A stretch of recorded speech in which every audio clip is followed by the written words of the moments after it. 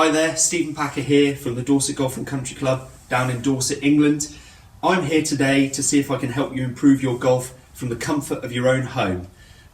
We all know that in the game that repetition is king, and I'm going to give you some really good ways that you can work on your golf swing from home using some really powerful repetition methods to really create some long-lasting change. And I just want you to know that obviously you don't need to go to a driving range to work on your golf. You don't need to go on the golf course. You can really successfully work on your golf from the comfort of your own home, rehabilitating your golf swing with some movements and some checks. And by doing that, you can really make some big gains. So what we're going to talk about today, well, one of the main attributes that I can really help to improve your golf is working on a concept called swing plane. Now, swing plane, for people that don't know, is also known as swing angle, and it basically boils down to what angle is the club head and shaft moving on throughout the golf swing. So what angle does this shaft swing on? What angle does this head come down and hit the golf ball? Swing plane is a massive part of golf. And what's interesting is TrackMan have obviously recorded billions of golf swings, and effectively what they've found out is that swing plane really holds the key to your ability, and they can actually guess your ability based on your swing plane numbers that they record when you hit golf balls. So if they can guess your ability based on the angle of your swing plane, it really does show that it's something that all the good players have in a certain way, in a certain position, and obviously people that are trying to improve don't. And that's what we really need to try and understand, is what swing plane are we aiming for and how do we work on it. So swing plane itself, what we're looking for, ideally with a driver specifically, we're looking for a swing plane of about 45 degrees with this shaft. So as we're coming down into the ball, we want this shaft very much pitching on a 45 degree plane. We don't want it steeper than that. That causes an awful lot of trouble when it comes to impacting the ball. So we're really basically trying to flatten our swing plane, and it's a move that you see, and it's synonymous with all the greatest golfers. As they get to the top, you really see the shaft laying down, flattening down, and it is something which all those great players really have as a trait in their golf swing. No matter where they get to at the top, that flattening motion comes in to a degree and really does obviously help them to hit the golf ball with a lot of accuracy, repeatability, and an awful lot of power too. So here's an example of two world-class golfers demonstrating that flattening motion in swing plane as they start their downswing. We've got Jon Rahm on the left and Tommy Fleetwood on the right, both with driver.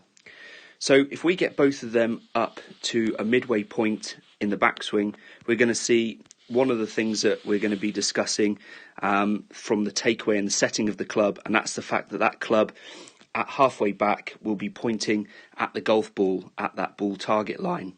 Now what we're going to notice that both of these players do is as they reach the top of their backswing, we're going to see a flattening motion in the transition from the backswing into the downswing. So we can see here that both these guys reach the top, and that first movement, very much a flattening of their swing plane as they start the downswing. And we can see here how effectively their downswing plane is much flatter than their backswing plane.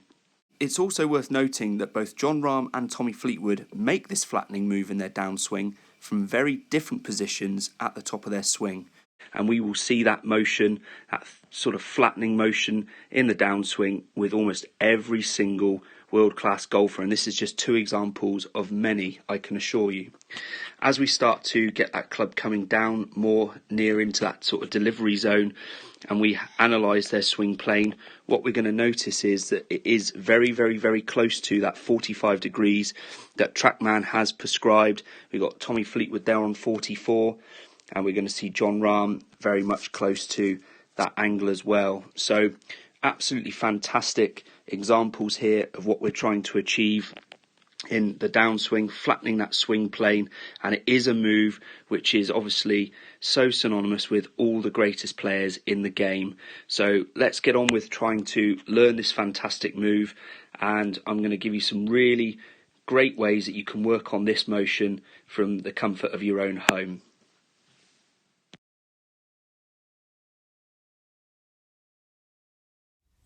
One of the reasons that getting the club on the correct swing plane is so important is effectively it allows you to continue to turn and pivot and accelerate to hit the golf ball.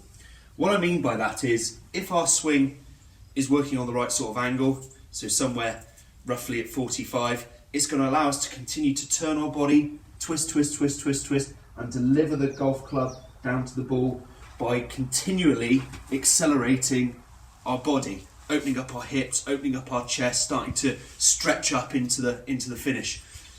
When we get too steep a swing plane, when that club starts to get too steep, what we have to do is somehow we have to shallow it. Now, that can be done in a number of ways by your body. One of the most favourite ways our body likes to help shallow the shaft is early extension, when we start to tip our body back like this. And as you can see, as I thrust my hips forwards and tip my body back, I'm able to flatten this swing, but then that leads to some really extreme motions. For swing direction, we end up swinging way out to the right, or shutting the face aggressively. So it's one of the lead causes of a hook or push or thins or tops. So that's one of the ways that our body would deal with a steep shaft. The other way is it would actually just stall. So what would happen is our body would stop just to help the club unload down into the ball, because if we were to keep turning from this steeper shaft position, you can see the club would come way over, out and across, and it would actually end up in us hitting some really awful golf shots, or even maybe missing the ball. And our body will not let us do that. So when we do get the club pitching too steep, our body will stall, and then we'll unload in an attempt to try and get that club aligned with the golf ball, reasonably somewhere on the face again. So swing plane is so important because it allows you to continually accelerate. It allows you to therefore hit the golf ball with more power. It allows you to hold and maintain your structure so that you're able to actually hit the golf ball, with everything remaining nicely aligned and solid, which will really help with your path, your angle of attack, and obviously the ball's direction. When we get the shaft too steep, our body has to compensate and fiddle and really help the shaft get back down to the ball again. And that leads to a lot of inconsistency in contact, direction, shape, you name it. And your body's ability just to actually repeat those compensations at such high speeds actually will lead to such variable golf shots. And that is one of the main reasons that swing plane can be directly attributed to your ability. So really excited to get this swing plane changed, and the flatter we get it, the more you're going to turn, the further you're going to hit it, the more accurately you're going to hit it, the better your structure's going to be. You're just going to turn into a completely different golfer.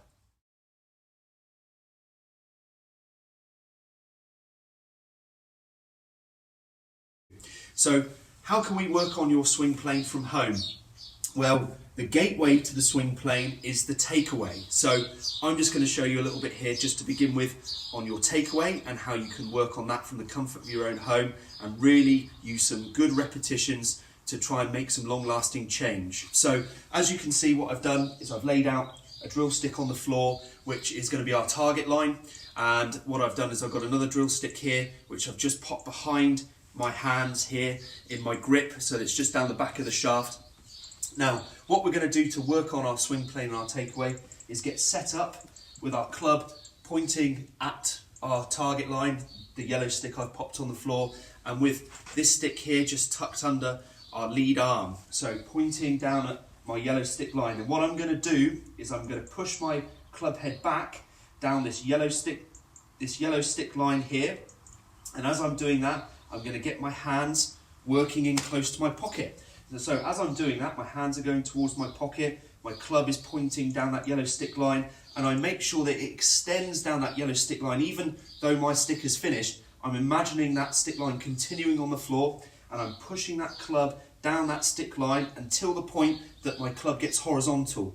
Now after that, what I'm going to do next is then I'm going to point my red stick, which I've got under my fingers here at the back of my grip, now to that yellow stick line. And that will basically give me a really, really good looking swing plane. And you can see here how my takeaway looks very, very traditional working on this. I've got my club covering my hands halfway back. My hands are on top of my sort of arches of my feet and the toe line of my feet. And that's really the place that all of us are aiming for. And I've achieved that really, really simply and easily by using a stick where my ball would be, pointed at my target, I've then pointed my club, pushed it down, tracked it, let my wrist begin to hinge, and now obviously my swing is working perfectly on plane.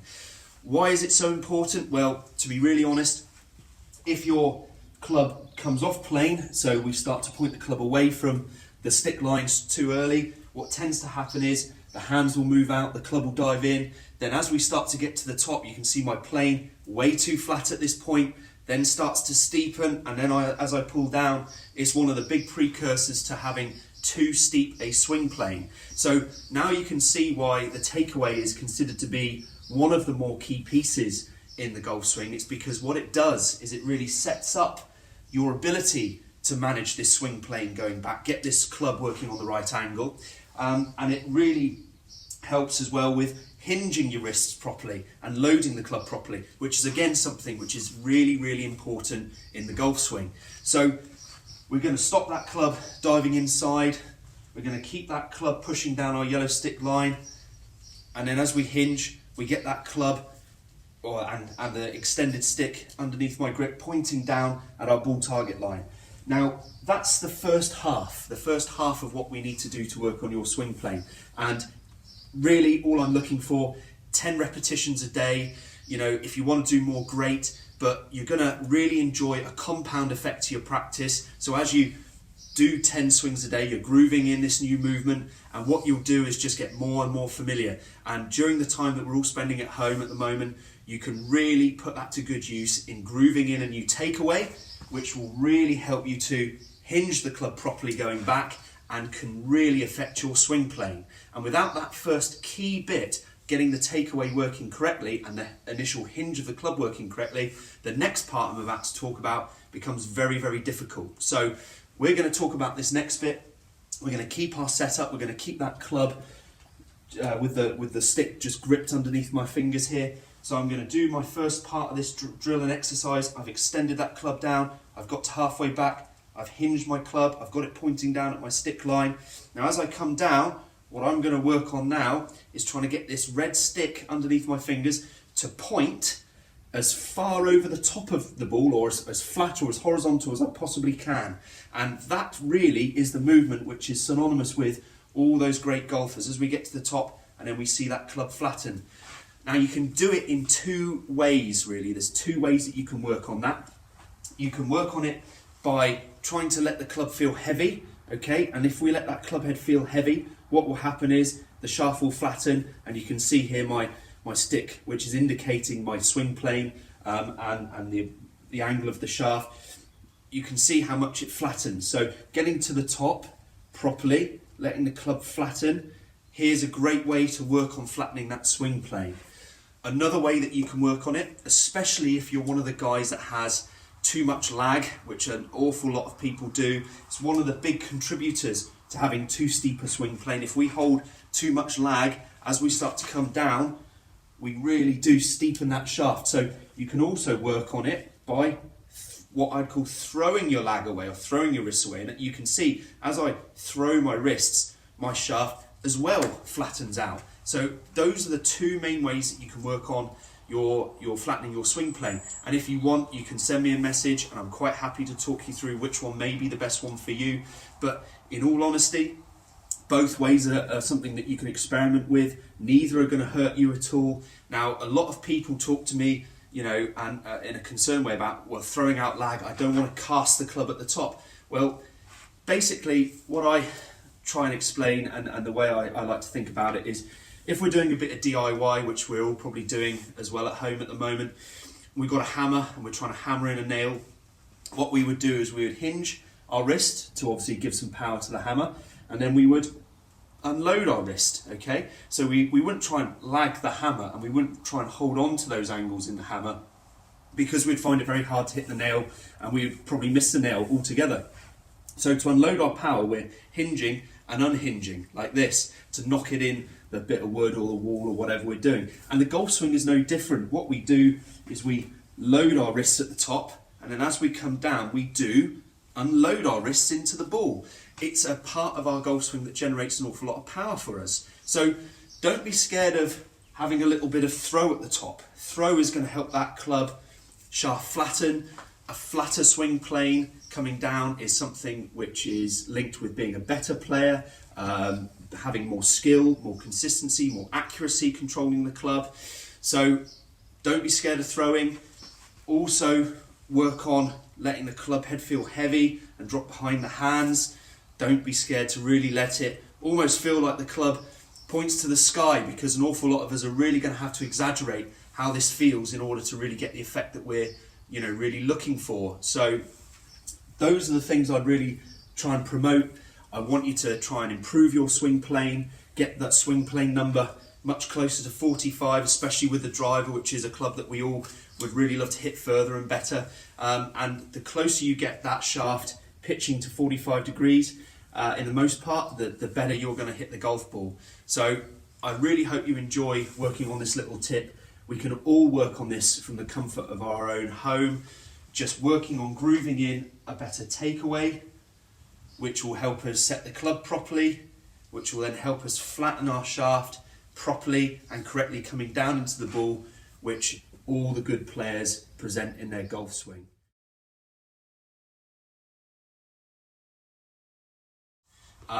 Really great golf psychologists, really impressed upon me.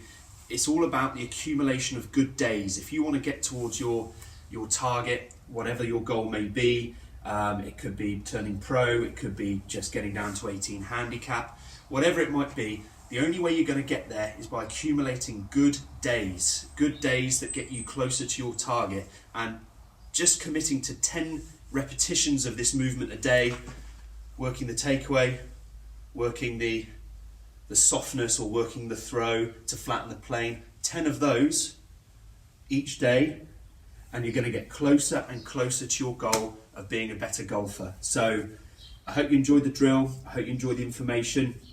Really excited to hear how you all get on with this, and I look forward to seeing you all up at the golf club sometime soon.